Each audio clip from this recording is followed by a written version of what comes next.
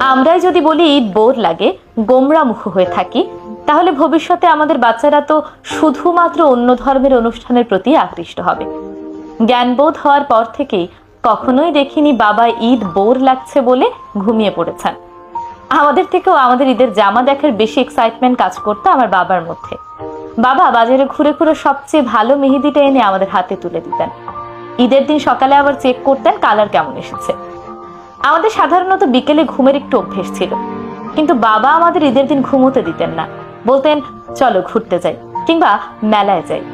মেলা থেকে ফেরার পথে কোনো কারণে যদি মন খারাপ করে রাখতাম, তখন বাবা বলতেন, এভাবে ঈদের দিন মন খারাপ করে থাকতে হয় না, ঈদের দিন সবসময় হাসি খুশি থাকবে, কারণ ঈদ মানে হলো আনন্দ।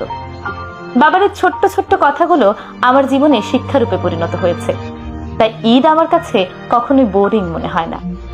সারা বছরের ক্লান্তি, দুঃখ, দুর্দশা ঈদ আসলেই যেন দূর হয়ে যায়। নিজের থেকে শুরু করে ছোটদের ঈদের জামা, জুতো, মেহেদি পরা, রান্না বান্না সবকিছুই আমার ভীষণ ভালো লাগে।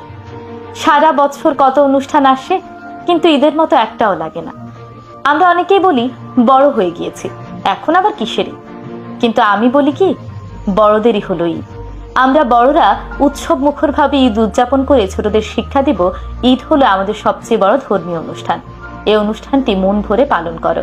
নিজের পরিবার, পরিজন, আত্মীয় স্বজন, পাড়া প্রতিবেশী, দুস্থ, অসহায় সকলকে আপন করে আনন্দের সাথে এই দিনটি উদযাপন করো।